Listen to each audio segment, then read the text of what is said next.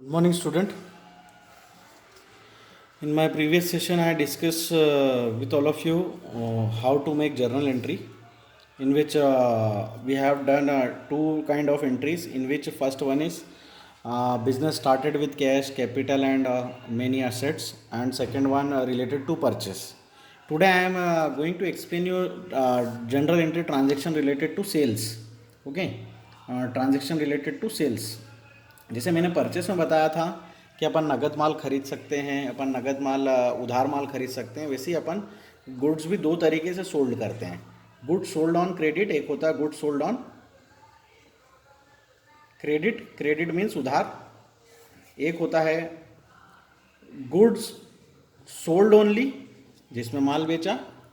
एक होता है गुड्स सोल्ड टू राम, और एक होता है goods sold to Mohan on credit. देखिए चारों, सबसे पहले अपन चारों ट्रांजेक्शन जो मैंने लिए उन चारों का मैं आपको मतलब पहले बता दूं. चारों कंडीशन में अगर आपको एक चीज़ कॉमन दिख रही तो चारों कंडीशन में माल बेचा. पहली कंडीशन में ऑन क्रेडिट बेचा है, यानी कि उधार बेचा है. मैंने पहले ही बताया था अगर क्रेडिट टर्म यूज हो रही है तो इसका मतलब आपने उधार करा है. ठीक है. सेकंड कंडीशन में गुड सोल्ड, लेकिन यहाँ कोई इन्फॉर्मेशन नहीं कि आपने कैश गुड सोल्ड किया है या फिर आपने उधार किया है. लेकिन अगर कोई उधार की कोई इन्फॉर्मेशन नहीं तो आपको क्या एज्यूम करना है कि क्या कैसे बेचा होगा आपने गुड को, कैश. देख okay. Then third condition good sold to Ram. ठीक है, आपने राम को माल बेचा. ठीक है, तो राम को आपने माल बेचा तो यहाँ पर ये नहीं मेंशन है कि आपने राम को नगद माल बेचा, कैश बेचा. तो अपन ये मानेंगे कि आपने जब भी नाम मेंशन है और कैश मेंशन नहीं है तो आपको कौन सा ट्रांजैक्शन मानना है, क्रेडिट, यानी कि उधार ट्रांजैक्शन. फिर लास्ट ट्रांजैक्शन है good sold to Mohan on credit. यहाँ पे नाम भी मेंशन है. ठीक है, नाम भी मेंशन है. ठीक है, और क्रेडिट भी मेंशन है. इसका मतलब ये क्या है, उधारी ट्रांजैक्शन है. ठीक है. फिर एक और हो सकता है goods sold to Amit for cash. देखिए यहाँ नाम भी मेंशन है, कैश भी मेंशन है, तो इसमें क्या मानेंगे अपन, कैश माल बेचा. अब आप देखिए मैंने जो जर्नल का प्रोफार्मा बनाया था, यदि अपने को इसमें ट्रांजैक्शन करना होगा, जर्नल एंट्री बनानी होगी तो कैसे बने. गुड सोल्ड ऑन क्रेडिट, उधार माल बेचा. ठीक है, माल बेचने में आपके पास से क्या होगा, स्टॉक जाता है. ठीक है, और उसके लिए एक नया अकाउंट ओपन होता है, एक न्यू अकाउंट ओपन होगा. जब भी माल बेचेंगे तो कौन सा अकाउंट होगा, सेल्स अकाउंट. जैसे माल खरीद रहे थे तो कौन सा अकाउंट ओपन हुआ था, परचेस. ठीक है, और अगर आप माल बेचेंगे तो कौन सा अकाउंट होगा ओपन, ठीक है, सेल्स अकाउंट ओपन होगा. एक नया अकाउंट कौन सा ओपन होगा, सेल्स. तो अपन ने क्रेडिट बेचा, उधार. जब अपन उधार माल खरीदते हैं तो हमारे पास में जिसको पैसा देना होता है उसे हम क्रेडिटर बोलते हैं. जिसे हमें पैसा देना होता है तो हम क्रेडिटर बोलते हैं. उसी का अपोजिट जिससे हमें पैसा लेना होता है उसको डेप्टर्स बोलते हैं.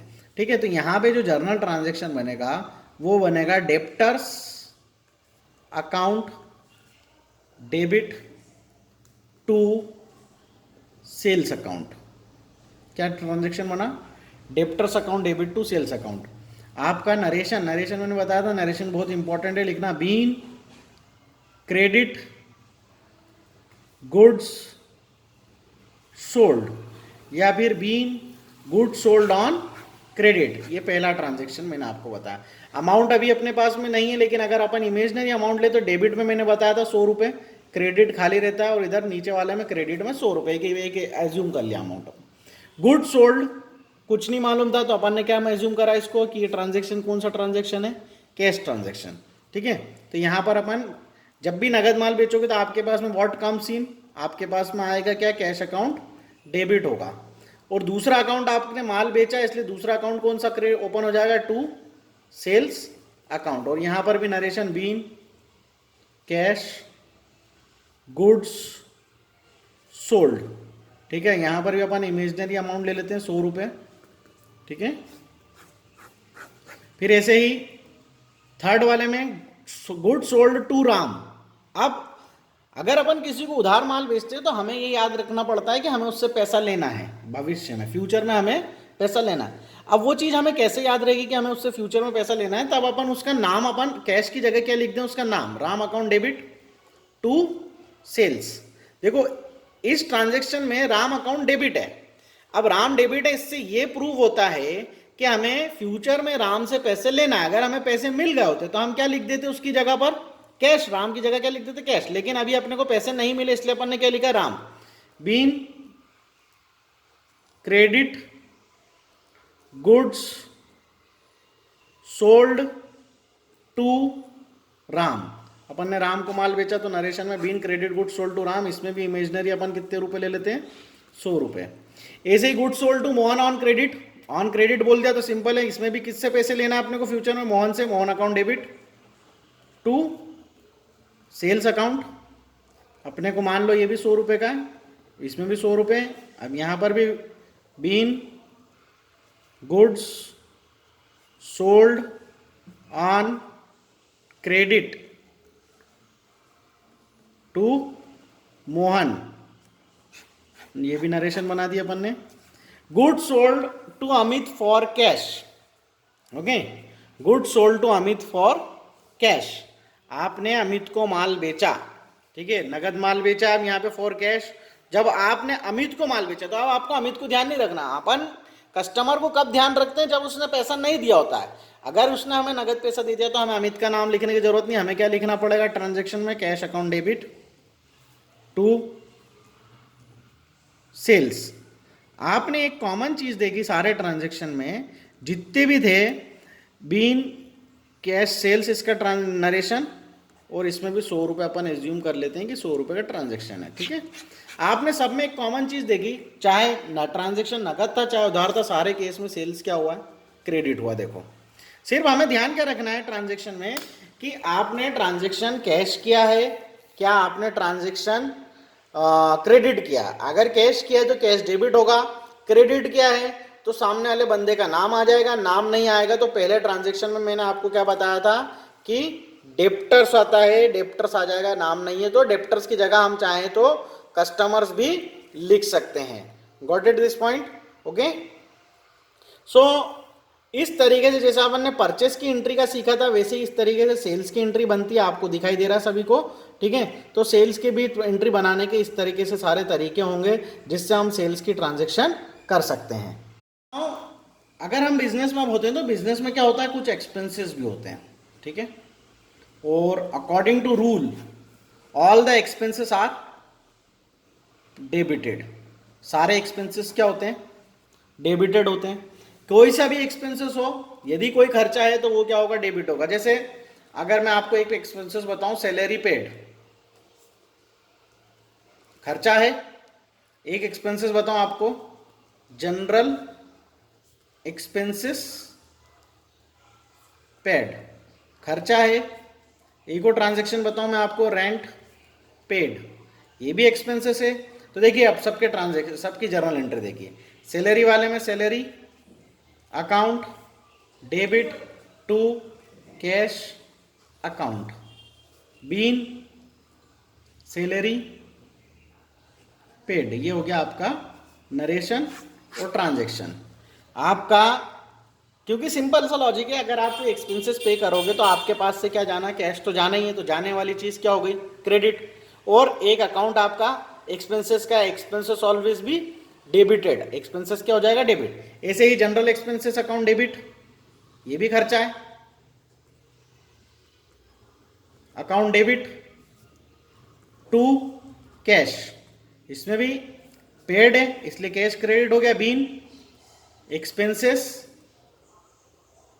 पेड, ये भी ट्रांजैक्शन हो गया।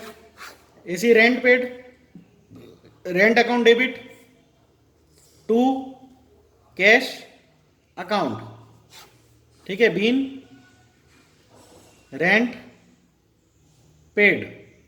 सब में अगर आप चाहो तो अभी एक इमेजनरी अपन फिगर ले लेते हैं, 100 रुपए, ठीक है। ये 100 रुपए हो गया, ठीक है। अब ऐसे ही कुछ ट्रांजैक्शन किससे रिलेटेड होते हैं, इनकम। जैसे बिजनेस में खर्चे होते हैं तो बिजनेस में इनकम भी होती है, बिजनेस में गेन भी होते हैं, ठीक है ना।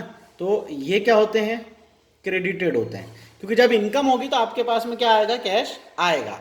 जब इनकम होगी तो आपके पास में कैश आएगा। तो जैसे सपोज करो इंटरेस्ट रिसीव्ड, एक इनकम अपन ने क्या मान ली, इंटरेस्ट रिसीव्ड, इंटरेस्ट रिसीव्ड आपकी इनकम है, तो आपको क्या मिला, cash account debit to interest received account 100 रुपये। आप इंटरेस्ट रिसीव्ड इसलिए लिखा क्योंकि इंटरेस्ट अलाउड भी होता है और इंटरेस्ट पेड भी होता है, इंटरेस्ट रिसीव्ड भी होता है। तो अपन इंटरेस्ट रिसीव्ड भी लिख सकते हैं और चाहे तो सिर्फ इंटरेस्ट भी लिख सकते हैं। एक अपन जैसे मान लेते हैं कमीशन रिसीव्ड, एक ट्रांजेक्शन और अपन ने क्या मान लिया, कमीशन रिसीव्ड। तो इसके अंदर ट्रांजेक्शन हो गया cash account debit to commission account. देखिए आप इसमें दोनों ही केस में, अगर अपन ने इनकम वाले केस में देखा तो दोनों ही केस में कैश क्या हुआ है, डेबिट हुआ है, क्योंकि जब भी हमें कोई इनकम होगी तो हमें पैसा मिलेगा, ठीक है। और आने वाली चीज बिजनेस में क्या होती है, डेबिट होती है, ठीक है। Got it this point. आने वाली चीज बिजनेस में क्या होती है, डेबिट होती है। तो कैश आ रहा है, इनकम के टाइम पर कैश आ रहा है, इसलिए कैश क्या हो रहा है, डेबिट हो रहा है। और दूसरा अकाउंट इनकम क्या होना चाहिए, क्रेडिट होना चाहिए, इसलिए इनकम क्या हो रही है, क्रेडिट हो रही है। तो आपको सिंपल सा कंसेप्ट है कि अगर कोई खर्चा है तो खर्चा डेबिट होगा, उसका अपोजिट अकाउंट खर्चे के अपोजिट में कैश जाता है, इसलिए कैश क्रेडिट। आने वाली चीज डेबिट, जाने वाली चीज क्रेडिट। ऐसे ही इनकम वाले पॉइंट में आपके पास में इनकम रिसीव्ड होती है तो कैश इसलिए डेबिट होता है, ठीक है। और जाने वाली चीज क्या होती है, क्रेडिट होती है। तो ये स्टूडेंट ये कंसेप्ट था आपका सेल से रिलेटेड और एक्सपेंसेस और इनकम से रिलेटेड, ठीक है। आई होप आपको समझ में आ गया होगा, ठीक है। इसको आप आपकी नोटबुक में कर लीजिएगा, दोनों ही पेजेस को, ये वाले पेज को भी, ठीक है, और इस पेज को भी, फर्स्ट वाले पेज को जो मैंने सेल से रिलेटेड आपको आज बताया, ये दोनों पेज को आप आपकी नोटबुक में कंप्लीट कीजिए। कल में कुछ और ट्रांजेक्शन्स जो होते हैं, जैसे इंटरेस्ट ऑन कैपिटल होता है, डेप्रिसिएशन होता है, 2-3 ट्रांजेक्शन और एक्सप्लेन करूंगा। उसके बाद में हम मंडे ऑनवर्ड्स हम इसके प्रॉपरली हम न्यूमेरिकल हमारे एनसीईआरटी बुक के हम शुरू कर पाएंगे पहले। लेकिन कंसेप्ट आपको क्लियर होना बहुत जरूरी है, जो इन नोट्स की हेल्प से आपको ये कंसेप्ट क्लियर होगा। Okay, so thank you so much, have a nice day.